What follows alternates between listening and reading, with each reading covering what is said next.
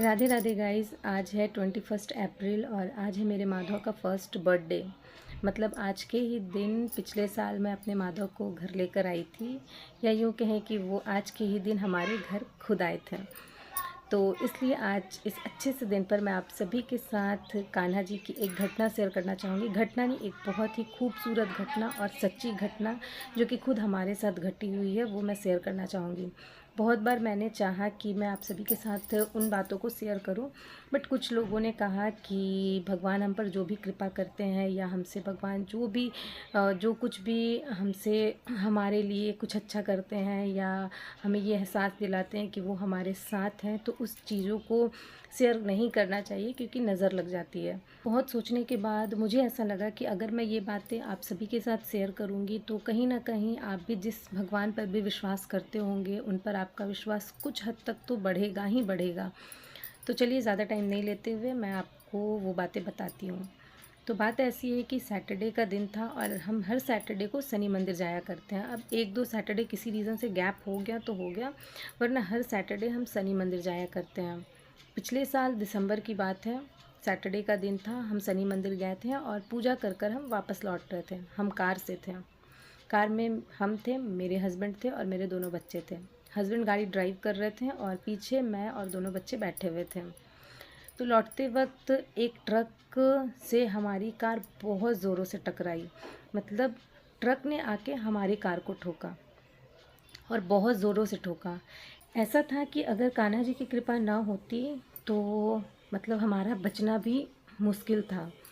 लेकिन ताज्जुब की बात यह है कि ट्रक के इतने ज़ोर से टक्कर के बाद भी हमें तो कुछ नहीं हुआ, बल्कि हमारे कार में भी एक खरोच भी नहीं आया।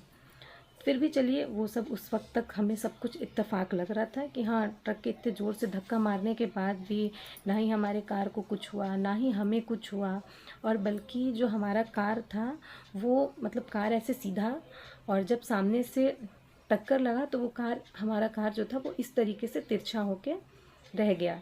लेकिन ना ही कार पलटा, ना ही कार में किसी तरह का कोई खरोच, ना ही हमें कुछ हुआ।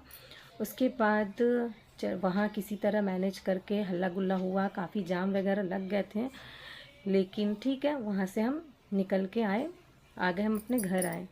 घर आकर हम बैठकर बस बातें ही कर रहे थे कि मतलब ऊपर वाले की कृपा थी कि हम में से किसी को कुछ नहीं हुआ। मतलब एक झटका भी नहीं आया। आप विश्वास नहीं करेंगे, अगर रोड रास्ते में एक कंकड़ भी आ जाता है या किसी तरह का बम्पर अगर आ जाए, तो भी अगर कार चल रही है और एक छोटा सा भी झटका लगता है तो लोग झटके में आगे पीछे गिरते ही गिरते हैं। लेकिन मतलब इस तरीके से एक्सीडेंट होने के बाद भी हमें एक हल्का झटका भी नहीं लगा। हम जैसे बैठे थे हम नॉर्मली वैसे ही बैठे रह गए। तो जब हम बैठकर बात कर रहे थे तो बाबू ने कहा कि मम्मी, जब एक्सीडेंट हुआ ना तो कान्हा जी हमको आकर पीछे से पकड़ लिए थे, हमको गिरने नहीं दिए, नहीं तो हम तो गिरने ही वाले थे। तो कहते हैं ना कि बच्चे अगर प्यार से कुछ बोलते हैं तो हम उनसे और बुलवाते हैं कि अच्छा और बताओ और बताओ।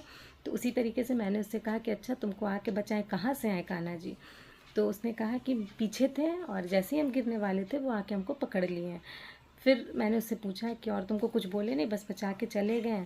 तो उसने कहा कि नहीं मम्मी, वो आए, मेरे को बचाए और फिर मेरे को बोले कि मेरे को तुम लॉलीपॉप खिलाना। और उसके बाद हम लोग जहाँ उतरे वो उतर के चले गए। फिर मतलब उसके बाद को सुन के हम उस वक्त हंसी मजाक किए, हंसे उसे। उसके बाद रात हो गई। तो सोते वक्त मेरे मन में मतलब ऐसे ख्याल आ रहे थे, क्योंकि मुझे कान्हा जी पर शुरू से ही विश्वास रहा है। तो मेरे मन में ही रात में ख्याल आ रहे थे कि आखिर बाबू ने ऐसा क्यों कहा। ज़रूर कुछ तो कुछ रीज़न होगा, नहीं तो एक 2.5 साल का बच्चा अगर इस तरीके से बातें कर रहा है तो क्यों कर रहा है। तो रात में बहुत सोचने के बाद फिर मैंने सोचा कि ठीक है, अगर बाबू ने कहा है कि कान्हा जी ने लॉलीपॉप मांगा है तो कल मैं उसके हाथ से कान्हा जी को लॉलीपॉप दिलवाऊंगी। तो मेरे पास एक कान्हा जी की नॉर्मल मूर्ति होती है ना, कि जैसे लोग सजा के रखते हैं, लड्डू गोपाल की मूर्ति उर्ति रहती है, तो उसी तरीके की मेरे पास एक शुरू से मूर्ति रही है जिसे मैं अपने रूम में रखती हूँ। और जिनसे मतलब मुझे कोई दुख तकलीफ़ होता है तो बहुत कम लोग जानते हैं कि मैं उनसे बातें भी करती थी या फिर उनसे सब कुछ शेयर करती थी। मुझे पता है कि वो मुझे सुन रहे हैं, वो जवाब दे या ना दे, इसलिए मैं उनसे सब कुछ शेयर करती थी और मुझे उन्हें मैं हमेशा अपने रूम में ही रखती थी। तो सुबह जब हुई, तो सुबह होने के बाद मैंने अपने हस्बैंड से कहा कि वो एक लॉलीपॉप ला दे ताकि मैं बाबू के हाथ से कान्हा जी को दिलवा पाऊँ। और वो जो मूर्ति है, उस मूर्ति को मैं काफ़ी ऊंचे, मतलब सबसे ऊंचा जो रेक होता है ना ऊपर वाला, वहाँ रखती हूँ। बच्चों के ही चलते मैं ऊपर रखती थी, क्योंकि छोटे छोटे बच्चे हैं, अगर मैं उन्हें कहीं नीचे वाले रेक वगैरह पे रखूँगी तो हो सकता है बच्चे उठा ले या फिर गिरा विरा दे। तो इस डर की वजह से मैं सबसे ऊंचे रेक पर उन लड्डू गोपाल को रखती थी और मैं उन्हें लड्डू बोलती थी। तो लड्डू को मैं ऊपर रखती थी और दूसरे दिन सुबह में मैंने लॉलीपॉप मंगवाया। लॉलीपॉप मंगवा के मैंने कहा कि बाबू के हाथ से एक चेयर लगा के बाबू को गोद में लेके उनके पास रखवा दिया। वो विथ पैकेट, मतलब मैंने पैक खोला नहीं था, वैसे ही उसे रखवा दिया। उसके बाद लगभग 10-15 मिनट बाद वापस से बेटा आता है और कहता है कि मम्मी, लड्डू गोपाल तो छोटे हैं, वो अपने से कैसे लॉलीपॉप खाएंगे, आप उसको फाड़ के नहीं दिए हैं उनको। तो मैंने सोचा कि ठीक ही बोल रहे हैं। तो ये सोच के मैंने क्या किया कि उस लॉलीपॉप के रैपर को फाड़ दिया। रैपर फाड़ के उसके बाद मैंने वापस से वैसे ही ऊपर में उनके पास जैसे बांसुरी रखाता है, तो मैंने लॉलीपॉप को वैसे ही वहाँ पे रख दिया। फिर रखने के बाद लगभग 3-4 घंटे बीत गए। 3-4 घंटे बीत गए तो फिर मैंने सोचा कि अब खुला में वैसे रखा हुआ है तो मैं अब उस लॉलीपॉप को वहाँ से हटा लेती हूँ। मैंने चेयर लगाया। मैं खुद भी जब भी मतलब इतने ऊंचे रेक पर मैं रखती हूँ, लड्डू को रखती थी कि मैं खुद भी उनसे जब बातें करती थी तो एक टेबल लगाती थी, उस पर खड़ा होती थी, फिर उनसे बातें करती थी या फिर उनको उतारती थी, गोदी में लेती थी, बातें करती थी, फिर उस टेबल पर चढ़ के मैं उन्हें ऊपर रख देती थी। तो मैंने टेबल लगाया और उस लॉलीपॉप को मैंने उतारा। लगभग 3-4 घंटे बाद मैंने जब उस लॉलीपॉप को उठाया तो मैंने देखा कि उस पे बिल्कुल खूबसूरत खूबसूरत दांत के निशान बने हुए थे। मतलब मेरे रोंगटे अभी भी खड़े हो जा रहे हैं ये सोच के कि जब मैंने उस लॉलीपॉप को रखा था तो उसमें किसी तरह का कोई निशान नहीं था। जैसे एक नॉर्मल लॉलीपॉप होता है वो वैसा ही था। लेकिन जब मैंने उसे उतारा तो उसमें मैंने बिल्कुल, मतलब इतने खूबसूरत खूबसूरत दांत के निशान जो कि आप पिक में भी देख रहे हैं। और ये बिल्कुल मैं सच बोल रही हूँ कि मैंने जब उस लॉलीपॉप को उतारा तो मेरी खुशी का ठिकाना नहीं रहा। ऐसा नहीं था कि मुझे विश्वास नहीं है कि मेरे कान्हा नहीं खा सकते, ऐसे कैसे हो गया, बिल्कुल भी नहीं।